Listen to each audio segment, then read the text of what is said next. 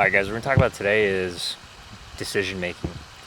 So my buddy Mike Winship, who's a mentor of mine and one heck of a salesman, always says, make a decision and make it the right decision. And what he's saying here is pretty much just follow through and have such conviction in your choice that it becomes the right decision.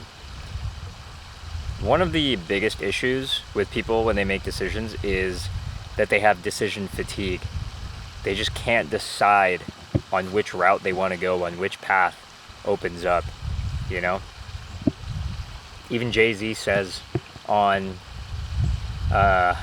Blueprint 1, he says, I drove by the fork in the road and went straight, which is a crazy entendre because fork in the road and then fork in the pot. Anyways, you know I love bringing in hip-hop to self-help and self-development advice.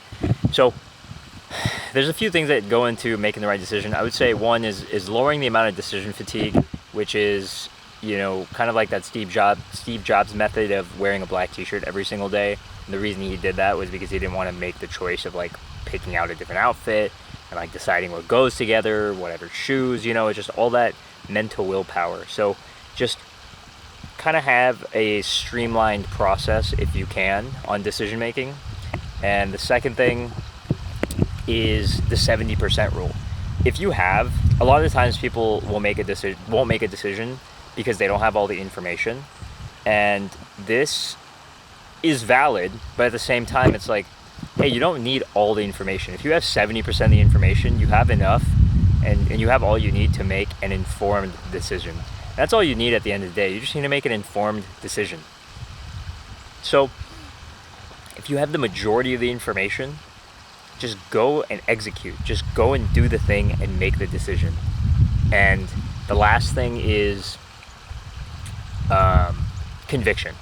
And we talked about this earlier, but it's just you have to have conviction on the outcome. So if you're making a decision based on a specific outcome, you have to follow through and go all in on that decision, and that's what makes it the right decision, right? That's how making a decision and making it the right decision comes to fruition, because you go all in on it, right? Like the outcome relies on, and the success of the outcome relies on your ability to follow through, and how powerful your conviction is.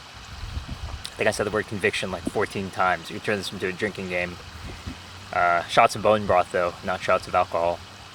But yeah, so I think you keep those three things in mind. One, you lower decision fatigue. Two, if you have 70% of the information, you make a decision. And three, you have high conviction with whatever decision you make. I think that's all you really need to make proper decisions in the long run. So I encourage you guys, I guess the call to action would be, next time you're deciding on what to do, if you have enough information, follow through, make the decision and follow through, go hard, right? So that way you can avoid the decision fatigue. And I guess one bonus piece of information that we'll talk about is decision lag, which is whatever decision you decide to make today,